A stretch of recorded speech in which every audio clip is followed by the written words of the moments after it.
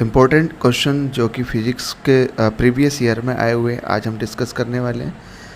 चलिए स्टार्ट करते हैं, देखते हैं पहला क्वेश्चन। इससे पहले थोड़ी सी बातें मैं आपको बता देता हूँ। एक होता है ध्वनि, अगर हम बात करें साउंड की, तो साउंड वेव की अगर हम बात करें यानी कि ध्वनि तरंगों की, तो ये ध्वनि तरंगे जो होती है अनुदैर्घ्य तरंगे होती है। अनुदैर्घ्य तरंगे होती क्या है? अनुदैर्घ्य तरंगे जिस दिशा में संचरित होती है, जिस दिशा में गति करती है, उसके जो जो माध्यम होता है, उसके कण का जो कंपन होता है वो भी उसी दिशा में होता है, तो अनुदैर्घ्य होता है। अनुप्रस्थ क्या होता है? माध्यम के कणों का जो कंपन होता है वो परपेंडिकुलरली होता है। अगर गति इधर को गति कर रही है तो कंपन इधर की ओर होंगे, यानी कि 90 डिग्री परपेंडिकुलरली होते हैं। ये अनुदैर्घ्य होता है। इससे पहले अगर हम बात करें साउंड वेव को हम फ्रिक्वेंसी के अकॉर्डिंग बांटते हैं, तो एक होता है हमारे पास अपश्रव्य, इंफ्रासोनिक, और एक होता है हमारा श्रव्य यानी कि ऑडिबल, और एक होता है हमारा पर अल्ट्रासोनिक, पराश्रव्य, अल्ट्रासोनिक, पराश्रव्य तरंगे। ठीक है, 20 हर्ट्ज से अगर कम होगी फ्रीक्वेंसी तो ये इंफ्रासोनिक होगी। अपश्रव्य 20 हर्ट्ज से 20 किलो हर्ट्ज यानी कि 20,000 हर्ट्ज तक अगर होगी तो ये ऑडिबल हो गया। 20,000 हर्ट्ज यानी कि 20 किलो हर्ट्ज से अगर अधिक होगी तो ये अल्ट्रासोनिक हो गई। ठीक है, तो इससे रिलेटेड जितने भी क्वेश्चन हैं बड़े इंपॉर्टेंट जो कि एग्जाम में बनते हैं, हम डिस्कस करने वाले हैं। देखिए पहला क्वेश्चन क्या है, ध्वनि तरंगों की प्रकृति कैसी होती है? तो जो मैंने स्टार्टिंग में आपको बताया था वही सेम, ध्वनि तरंगों की प्रकृति कैसी होती है, तो इसको देख लेते हैं। ध्वनि तरंगों की प्रकृति हमारी किस तरह की होती है? ठीक है, तो ये हो जाएगा आपका अनुदैर्घ्य तरंगे। ठीक है, तो इसका आंसर होगा हमारा अनुदैर्घ्य तरंगे। ये अनुदैर्घ्य तरंगे हो गया। अनुप्रस्थ तरंगे होती है जिसमें माध्यम के कण गति के लंबवत कंपन करते हैं, ये तो अनुदैर्घ्य तरंगे हो गई। निम्न में से कौन सा कथन ध्वनि तरंगों के लिए सत्य है, यानी कि कौन सा इनमें से सही है? तो ध्वनि की चाल जो होती है वो निर्वात में या फिर आप कह सकते हो वायु में वो 332 मीटर पर सेकंड होती है, तो यही एक सत्य कथन है इसमें। इसका ध्रुवित किया जा सकता है, ध्रुवित यानी कि पोलराइजेशन नहीं होता। निर्वात में चल सकती है, नहीं चलती है।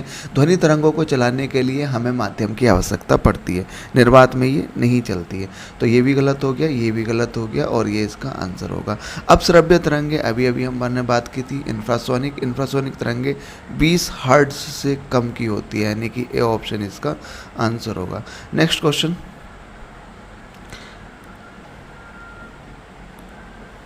तो अगले क्वेश्चन की अगर हम बात करें तो पराश्रव्य तरंगे बेध्वनि, पराश्रव्य मतलब होता है अल्ट्रासोनिक। अल्ट्रासोनिक यानी कि 20 किलो हर्ट्ज से अधिक होती है, जो यानी कि 20,000 हर्ट्ज से जो तरंगे अधिक होती है वो कहलाती है पराश्रव्य तरंगे, यानी कि इसका आंसर होगा थर्ड ऑप्शन 20,000 हर्ट्ज। 20 हर्ट्ज से 20,000 हर्ट्ज ये श्रव्य तरंगे हो गई, यानी कि जिनको सुन सकते हैं ऑडिबल। 20 हर्ट्ज से कम इंफ्रासोनिक हो गई, यानी कि अपश्रव्य तरंगे हो गई। पराश्रव्य की बात कर रही है वो।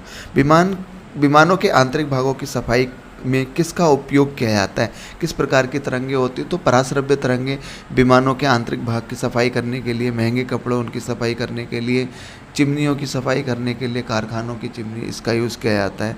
ठीक है, तो पराश्रव्य तरंगे। चमगादड़ जो है रात में उत्पन्न करती है पराश्रव्य तरंगे।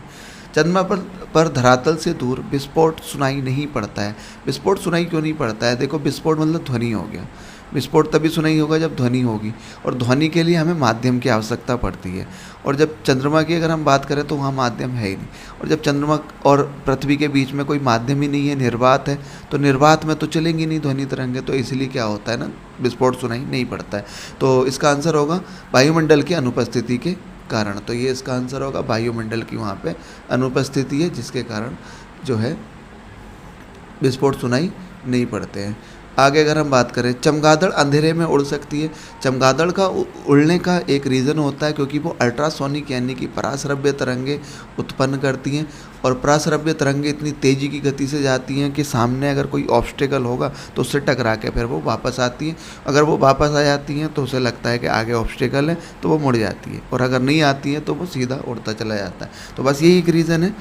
तो वे अति तीव्र ध्वनि तरंगे उत्पन्न करती हैं और उसका नियंत्रण कर सकती हैं, तो थर्ड ऑप्शन इसका आंसर होगा। अगला, वायु में ध्वनि की चाल 332 मीटर पर सेकंड होती है, बिल्कुल सही है, ये होती है। दाब बढ़ाकर दोगुना कर दी जाए। अच्छा एक बात करते हैं दाब के बारे में। दाब बढ़ाने से ध्वनि की चाल पर कोई भी इफेक्ट नहीं पड़ता है, ध्वनि की चाल पर कोई भी इफेक्ट नहीं पड़ता है, नो इफेक्ट। ठीक है, तो चाहे कितना भी दाब बढ़ा लो इफेक्ट नहीं पड़ेगा। तो 332 है तो 332 रहेगा। हाँ, टेम्परेचर बढ़ाने से यानी कि तापमान अगर इंक्रीज़ करते हैं तो जो वेलोसिटी है ध्वनि की वो इंक्रीज़ हो जाएगी, टेम्परेचर अगर कम करते हैं तो वो कम हो जाएगी। तो टेम्परेचर पे इफेक्ट पड़ता है लेकिन ध्वनि का कोई इफेक्ट नहीं, दाब का कोई इफेक्ट नहीं पड़ता है ध्वनि की चाल पर। बहुत इंपॉर्टेंट कंसेप्ट है सारे, बहुत ध्यान से वीडियो को देखना अंत तक।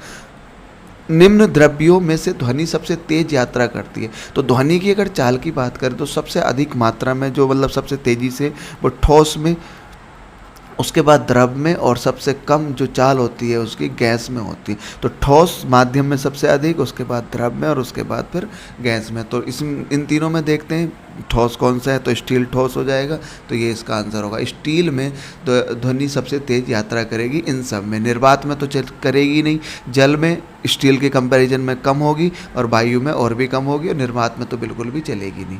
ठीक है, अगली क्वेश्चन देखते हैं। बादलों की बिजली की चमक के काफ़ी समय बाद, अब देखना होगा बरसात के दिनों में बिजली चमकती है, तो बिजली चमकने का मतलब हो गया प्रकाश, और जो गड़गड़ाहट की आवाज़, गर्जन की आवाज़ आती है मतलब हो गई ध्वनि। ध्वनि की चाल हो गई 332 मीटर पर सेकंड, और प्रकाश की चाल हो गई 3 × 10⁸ मीटर पर सेकंड। ये निर्वात में, प्रकाश निर्वात में भी चल सकता है, तो ये निर्वात में या फिर वायु में प्रकाश की चाल होती है 3 × 10⁸ मीटर पर सेकंड। जल में प्रकाश की चाल थोड़ी और कम हो जाती है, जैसे जैसे अपवर्तनांक बढ़ता चला जाएगा प्रकाश की चाल, यानी कि अपवर्तनांक अगर इंक्रीज करोगे तो प्रकाश की चाल डिक्रीज होती चली जाएगी। तो प्रकाश 3 × 10⁸ मीटर पर सेकंड होता है प्रकाश की चाल, ध्वनि की इतनी होती है। अब देखना जरा, प्रकाश पहले, अब इसकी स्पीड इतनी है तो ये जल्दी सुनाई देगा, दिखाई देगा प्रकाश, ध्वनि बाद में दिखाई देगी, तो यही रीज़न होता है। तो प्रकाश निर्वात में चल सकता है परंतु ध्वनि नहीं है, सही तो है लेकिन इसका रीजन ये नहीं है। प्रकाश निर्वात में चल सकता है परंतु ध्वनि नहीं चल सकती, ये क्वेश्चन ऑप्शन तो सही है लेकिन इसका कारण नहीं है ये गर्जन, इसका कारण ये है प्रकाश की चाल ध्वनि की चाल से बहुत अधिक होती है, तो रीजन ये है। ऑप्शन ये सही है लिखा हुआ, प्रकाश निर्वात में चल सकता है परंतु ध्वनि नहीं चल सकती, लेकिन इसका कारण ये नहीं है, इसका कारण ये वाला ऑप्शन है। अगला, वायु में ध्वनि का वेग, अगर हम बात करें वायु में ध्वनि का वेग, तो तापमान बढ़ाने से बढ़ता है, अगर टेम्परेचर इंक्रीज़ किया तो इंक्रीज़ होगा और टेम्परेचर डिक्रीज़ किया तो घटेगा। तो इसमें एक ऑप्शन है हमारे पास, तापमान के बढ़ने से घटता नहीं है, बढ़ता है, तो ये ऑप्शन नहीं होगा। तापमान के घटने से बढ़ता है तो ये भी नहीं होगा, तो इसका आंसर होगा डी ऑप्शन। मैक अंकों का प्रयोग वेग के संबंध में किया जाता है, तो मैक अंकों का प्रयोग वायुयान के वेग के लिए किया जाता है, डायरेक्ट याद रखने का क्वेश्चन। अगला क्वेश्चन देखते हैं। ध्वनि या ध्वनि प्रदूषण मापा जाता है, तो ध्वनि प्रदूषण जब भी मापा जाता है तो वो होता है डेसीबल में। ठीक है, तो डेसीबल में ये बहुत बार नॉइज़ पॉल्यूशन के लिए भी कई बार एग्जाम में आया हुआ। डेसीबल किसकी इकाई है, तो ध्वनि प्रदूषण की इकाई है।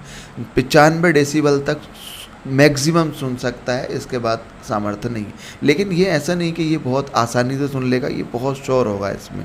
आगे, साधारण बातचीत, तो इसका आंसर डेसिबल हो गया। साधारण बातचीत के ध्वनि की तीव्रता होती है, साधारण बातचीत अगर हम करते हैं तो ध्वनि की तीव्रता कितनी होती है, तो नॉर्मली अगर बात करते हैं तो ध्वनि की तीव्रता 30 से 40 डेसिबल होती है।